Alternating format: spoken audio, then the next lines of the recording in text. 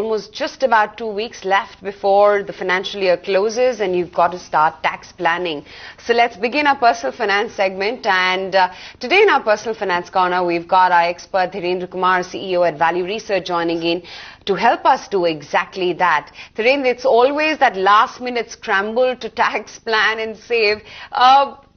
Really, you know, if one hasn't really worked at it and one is just sort of rushing against time, where do you start? What are the first basic steps? Do a very simple calculation. Just make sure that you have money in your savings account.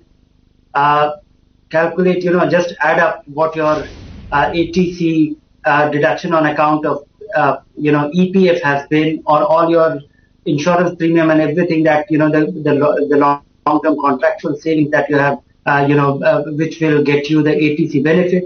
It's very straightforward. Your maximum entitlement is 1.5 lakh rupees. Add up everything that you have contributed so far, your life insurance premium, your children's tuition fee, and, your provident fund deduction.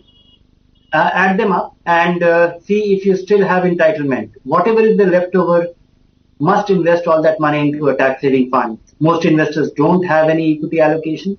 And you can do it till March 31st. And also online enablement from the fund companies makes it easier. You can do it without much of without getting in touch with anyone. Just choose the fund, make your online investment to the extent that you can avail that ATC benefit to a maximum of 1.5 lakh rupees.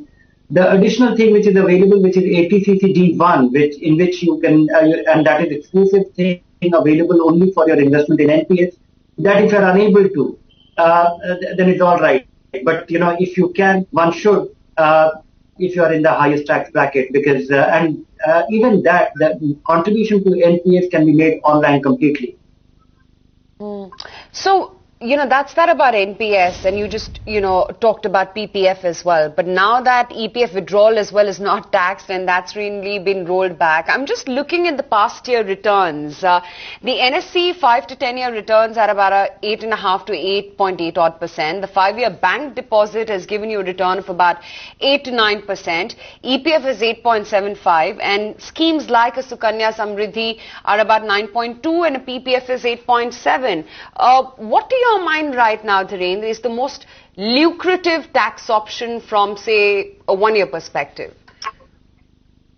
No, there isn't a meaning in looking at 1-year perspective, because all these returns that you are deriving, these are annual returns, but your money is not liquid. You can't take your money back from your, whether it be National Savings Certificate or Sukanya Samriddhi Yojana or even PPF for that matter.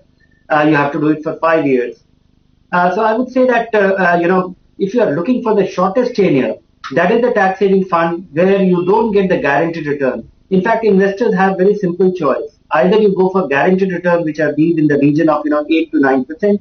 And the other is the tax saving fund where you don't get the guaranteed return, but on a 5-year basis, you generally get, you almost always get higher return. And by virtue of this being an equity investment, all the gains becomes tax free. So the notion that all other tax saving investments are tax free, that is as much valid for the tax saving fund as well.